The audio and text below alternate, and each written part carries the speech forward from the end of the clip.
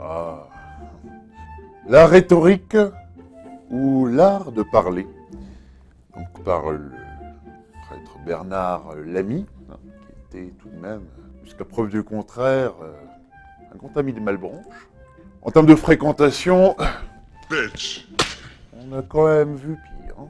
Ne fréquentez pas n'importe qui. Un grand prêtre de l'oratoire, et là, donc justement, vous avez face à vous une très belle gravure, donc fin 17e.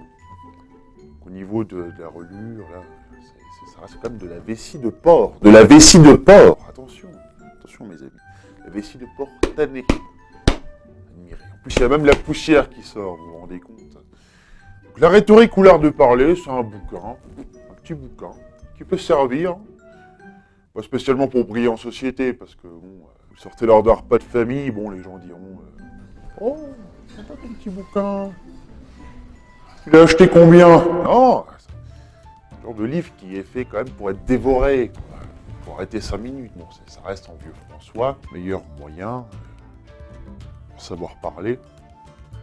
Mais pas en 2024. Hein. Alors là, c'est quasiment au niveau du manuel de savoir-vivre de la duchesse de Rothschild. Ça veut dire, si vous allez chez la boulangère, si vous utilisez ces conseils-là, je pense que les blouses blanches vont pas tarder à arriver, quoi. Après, ça fait toujours son petit effet qu'elle est sur une bibliothèque ou en tant qu'elle porte, vous voyez. Mais sinon, non, c'est complètement has-been, renegade, dépassé, comme on dit avec l'accent anglais. Il n'y a qu'un des trois mots qui est véritablement d'origine anglaise. Les deux autres, on le prononce à l'anglaise parce que c'est davantage d'actualité. Sinon, non. Alors, c'est un bouquin qui a quand même beaucoup inspiré Jean-Jacques Rousseau. Et ça, c'est pas des foutaises, ça, je l'invente pas. C'est pas moi qui le dis. Hein. Hein, il faut le savoir. Hein, voilà.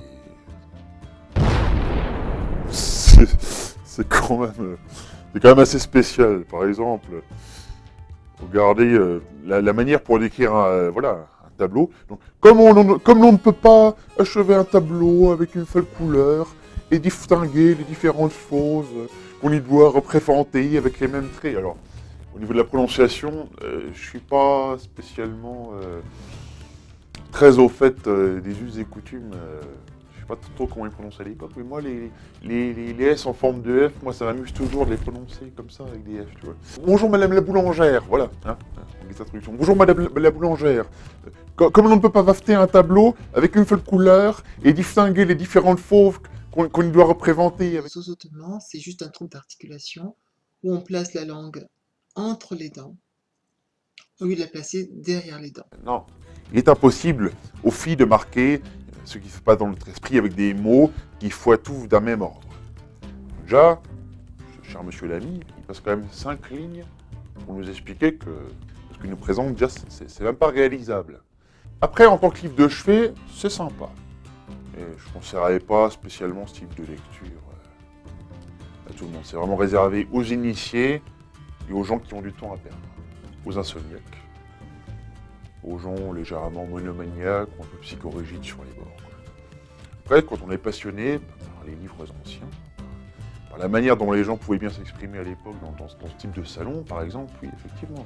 Il ne faut pas oublier que la Bellamy était quand même mathématicien, philosophe, il était quand même à l'oratoire, mais simplement, c'est... J'allais dire que ça avait 400 ans de retard, mais oui, en même temps, le bouquin, il a 400 ans. Vous croyez quand même pas que dans 100 ans, les bouquins genre Comment se faire des amis ou Le savoir-vivre pour les nuls sera encore d'actualité. Vous imaginez bien qu'en 2124, tous les guides se servir de MSN, de Facebook, tout ça pour les nuls, dans les années 2000, c'était sympa. Aujourd'hui, t'envoies SLT, virgule, ça va, S-A-V-A, point d'interrogation, tu passes pour un blaireau. Mais à l'époque, ça aurait pu faire partie de ce style de manuel de savoir-vivre, quoi. Donc je conseille ce bouquin, bon c'est la 4e édition, hein, elle a été revue, corrigée, augmentée, tout ça. Bon, 4e pressage, imprimé à Amsterdam pour les raisons que l'on connaît, et que je ne connais pas d'ailleurs, mais c'est toujours bien de faire semblant de savoir. Si vous le voulez, vous pouvez le trouver. Vous ne le trouverez pas sur internet dans cette édition-là. C'est quand même de la vessie de porc. De la vessie de porc. Vraiment aller chez les bouquinistes spécialisés. Sur internet, tu peux avoir quelques éditions réimprimées pour PNF Gallica si vous avez une bonne imprimante, beaucoup d'encre. Et si vous avez la flemme de vous le faire livrer par Colissimo, bon écoutez, vous l'imprimez chez vous, mettez des agrafes, mais sinon c'est pas la peine. Donc c'est un excellent bouquin que je vous déconseille Si vous voulez avoir l'air à peu près normal en société. Si vous êtes des gens un peu spéciaux, un peu chelous, comme il disait à la fin des années 2000, 2010, ouais, bah allez-y, n'hésitez pas. C'est un excellent bouquin que je vous déconseille. Donc ça s'appelle La rhétorique ou l'art de parler. On voit bien, à ma manière d'exprimer, que c'est pas le genre de choses, ces conseils, je me le suis collé au fond de ce que vous savez. Moi, je dis jamais de gros mots. Par contre, oui, effectivement, c'est une lecture agréable, il y a du vocabulaire. On pourrait même dire que la psychologie des personnages est très étudiée, mais est très développée, mais il n'y a pas de personnage, alors, qui parle à la première personne. Même parfois, c'est limite s'il ne tutoie pas la personne à laquelle il s'adresse. Hein. Personnellement, j'aime pas que les inconnus me tutoient déjà, hein, pour commencer. Sinon, non. Donc allez-y, n'hésitez pas. Moi, j'ai parfois tendance à privilégier la forme au fond. Pour la forme, c'est un livre en peau de vessie, de porc, tanné. Ah, c'est quand même de la vessie de porc. De la vessie de porc. Il y a des gens qui se sont dit c'est une excellente idée. Voilà.